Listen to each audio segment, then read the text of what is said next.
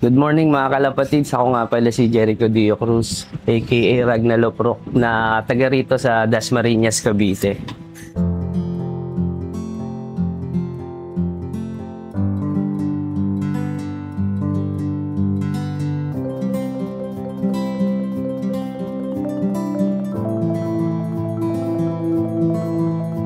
Bali, nagsimula tayong mag-ibon talaga is early 2006 to 7, gano'n.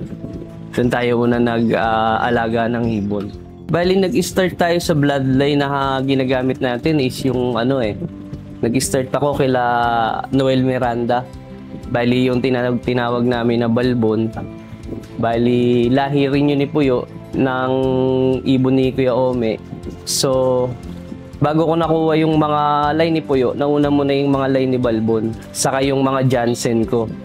Saka nagkaroon din ako ng mga ibon doon sa mga kaibigan natin sa Tondo. Katulad nila nasirang si Mang Eddie Pineda, yan, sila Mang Jun Garcia. Nagkaroon din tayo ng mga linyada nila. Kahit yan nila Dale, mga kaibigan natin yan doon.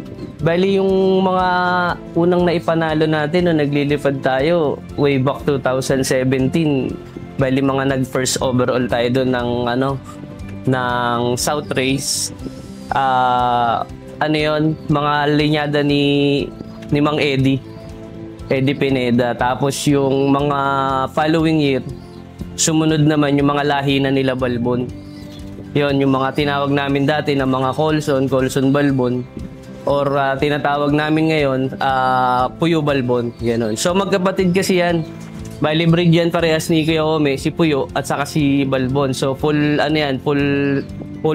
sister silang dalawa. Parehas silang hen.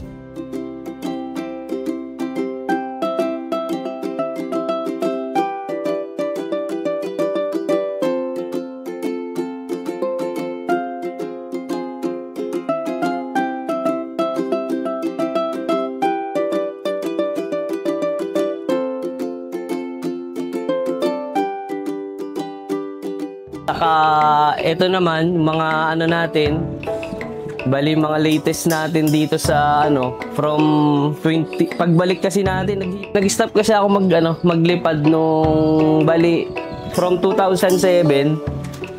Nag-stop ako ng 2017 maglipad. So doon na tayo nag-start mag-breeding na lang, no. At sumali doon sa mga one loop races kasi medyo hindi na natin matutukan yung pag-loop fly. At the same time, nalipat tayo rito sa kabilang bahay na medyo hindi tayo allowed maglagay ng loop na pliers, no.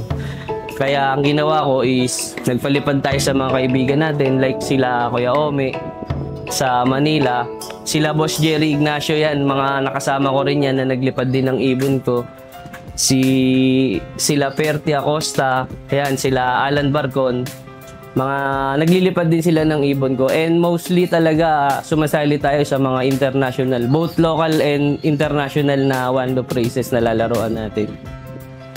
So yun nga, bali kasi sa achievement, mga latest natin yung parang mula nung kay Kuya Ome, lahat ng mga naipanalo niya na latest is lahat yun breed natin.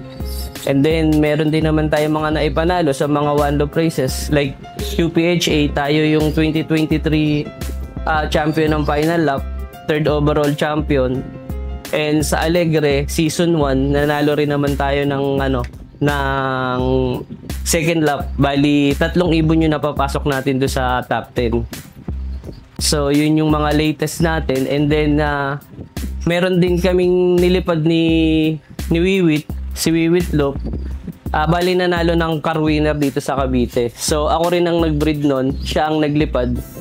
Bali yung ibon na yon is linyada naman ng ng Peter Van de Merwe, saka combination ng Torres at saka Andy.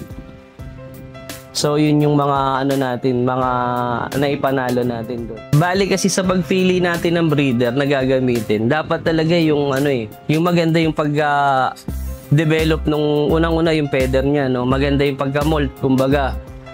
Maganda yung kondisyon kasi sa ibon naman makikita mo naman yan sa tayo pa lang kung talagang marunong ka mag-ibon talaga, sa tindig pa lang ng ibon, alam mo kung kondisyon ng ibon o hindi, or kung pwede mong gamitin as pangsalang or hindi. Basta lagi lang natin isaisip na bago tayo mag-breed, kasi diyan nagsisimula yung pundasyon ng natin ng inakay natin hanggang sa pagtanda, hanggang sa maging pangarera yan. So dapat sa breeding pa lang na tayo, kumbaga masailan na, na tayo pumili. Anong tawag dito? Kumbaga mahigpit na tayo sa selection. Kung sa breeding pa lang is ganun na tayo mag rules. For sure, for all the season may bibigay sa atin na magandang resulta.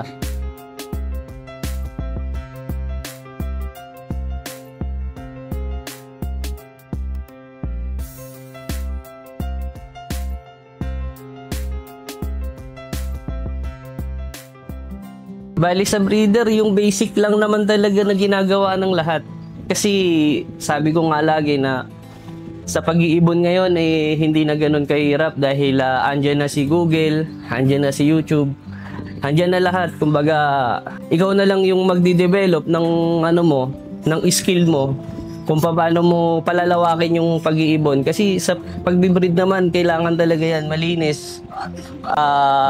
Na cleansing mo ibon, na flushing mo ibon bago mo isalang. At make sure lang talaga na nagawa mo yung procedure na yon para hindi ka magkakaroon ng problema during breeding time na merong magkakasakit. Although hindi naman naiiwasan na meron din talaga, at least nalilesen mo yung ganong casualty para mas maganda yung production mo all over the year na nagbe-breed ka. So ganun lang, sundin lang natin yung mga basic principle ng pag-breed ng ibon. Katulad na nga yan, sinabi ko na, huwag kayo magpapawala, lalo na yung mga multivitamins, yung mga minerals, kailangan nila yan, lalo yung mga cage birds natin dahil hindi naman sila nakakalabas para kainin yung mga kailangan nila sa breeding program natin. Ako kasi, pagka nag-win na ako ng inakay, 21 days old to 25 days old, pagka-win ko niyan, diretso vaccine na tayo ng PMB, or kung may magandang budget, gamitin na natin yung 4-in-1 or yung magagandang klase na ngayon na vaccine na naglalabasan sa market. Sobrang dami na niyan. So, ikaw na lang yung mamimili kung ano yung gusto mong gamitin, depende doon sa budget mo. Mahalaga yan yung pagbabaksin sa ibon, lalo na sa mga young birds natin, no? Kasi prone sila sa sa mga viruses like paramyxo, yung adeno, yung mga coryza. So madami yan, nagkalat ngayon yan, lalo sa iba't ibang loop. May kanya-kanya kasing tawag dito yung klase ng virus, yung parang kumbaga sa isang loop, nakikita mo yung ibon mo healthy, and then pag nagpasok sila ng ibang ibon, minsan nakikita mo yung ibon is hindi siya immune dun sa loop na yon, kasi kumbaga doon niya pa lang na ranasan yung virus na pumasok sa sa sistema niya.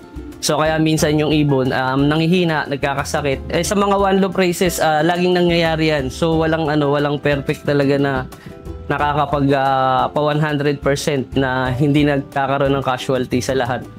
Kahit sa loop or kahit saan, nangyayari talaga yan.